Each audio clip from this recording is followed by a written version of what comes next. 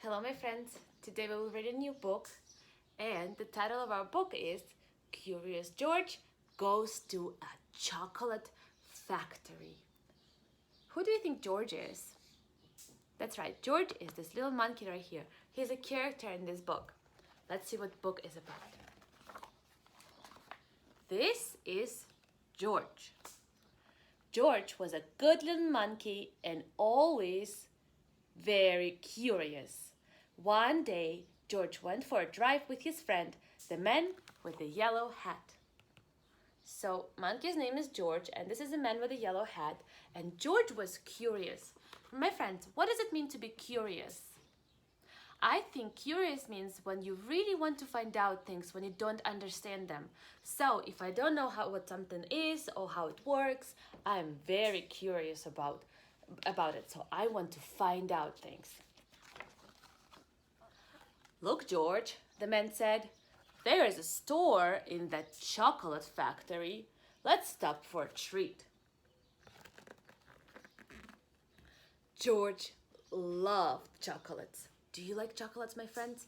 I love chocolate. Inside the store, boxes of chocolates were stocked everywhere, but the man with the yellow hat found his favorites right away. George, he said, wait here while I buy this, and please stay out of trouble. So he asked George to stay right here and wait for him.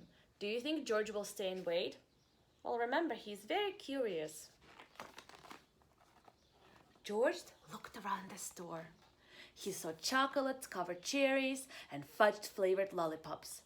A chocolate bunny caught his eye. That is such a pretty store, so many treats. Then something else caught his eye. What were all those people looking at? George was curious. That means George is going to do what? He is going to try to find out what they're looking at because he's very curious. He climbed up to get a better look. Through the window, he saw lots of trays filled with little brown dots. What were all those little brown dots? George was curious. He found a door that led to the other side of the window. The little brown dots were chocolates, of course. Look, they look like little brown dots, but they are chocolates on the trays.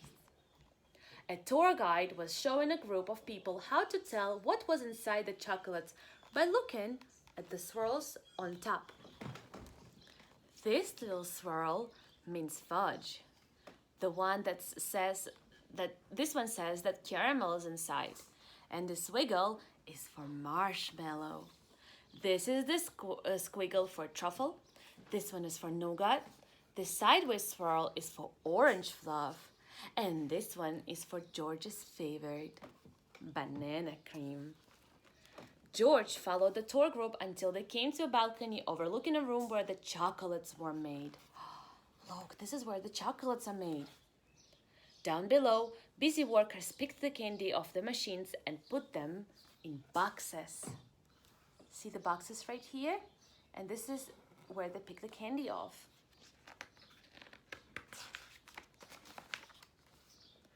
These were the machines that made the chocolate with the swirls on top. The chocolates came out of the machines on long belts. But how did they get their swirls? George was curious. So look at this big machine. And there's different speeds here. It says slow, medium, fast, extra fast. And there's workers that take the candies off the belt and they put them in the boxes. He climbed down from the balcony and up onto the machine. But look, my friends, when George stepped on it, he put the lever all the way to extra fast. George peeked inside. He was trying to see what was making the swirls when all of a sudden the chocolates began coming off faster and faster. They sped by him so quickly they seemed to be running on legs of their own. "Quick! Bring more boxes!" yelled a man with a tall white hat. "What happened?" asked another man.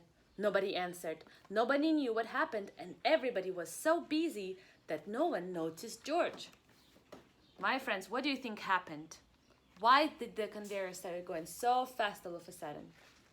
I think it's because George stepped on the lever to make the belt go really, really fast. The workers began to fall behind and the candy began to fall off the end of the belt, right on the floor. "Save the chocolates!" yelled the man with the tall white hat. Meanwhile, George saw one of his favorites whiz by. He tried to catch the banana cream chocolate, but it was too fast. So there's his favorite candy right here, and he's tried to grab it, but he can't. The conveyor is going too fast. At the end of the belt, a pile of chocolates was growing taller and taller. George had never seen so many chocolates, and he searched for the banana cream. He put the others in the empty boxes. So while he was searching for his favorite candy, he was also sorting these right here. George was a fast worker. Someone noticed and yelled, "Bring that monkey more boxes. He's helping us catch up." So by doing this, he was helping the workers. Not all the chocolates made it into boxes. Where did the chocolates make it though? That's right, George ate them. But no more chocolates fell on the floor.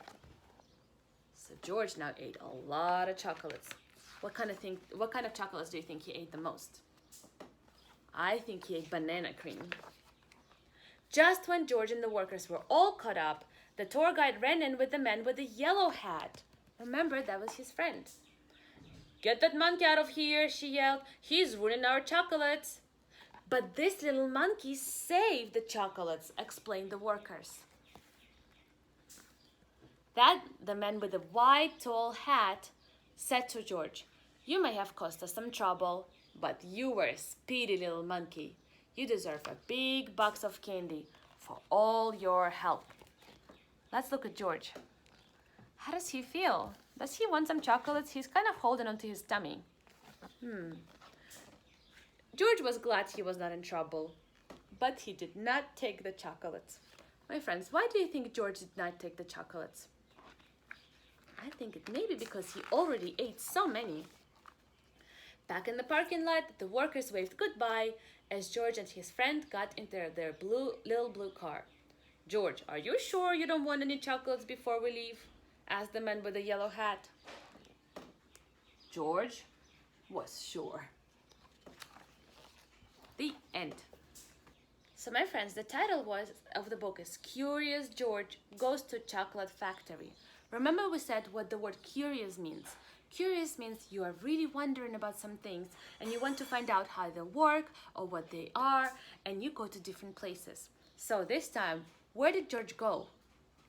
That's right, he went to Chocolate Factory and he found out that the candy is being made on a belt like this with different people working on it, right? And he also found out what different swirls on the candy mean. Remember, his favorite was banana cream and it looked like this. Can we remember who were the characters in this book? Well, of course there was George. Was George a person or an animal? He was an animal, good job. Who else was a character in the book? Remember in the beginning of the book and in the end, his friend was a man in a tall yellow hat. I'm going to go back in the book just to make sure that that's true. That's right, the man in a tall yellow hat. Then there were factory workers, right, my friends? And a man in a tall white hat. Remember?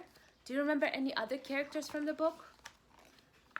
I remember the woman who yelled that George is ruining the chocolates. So that was another character.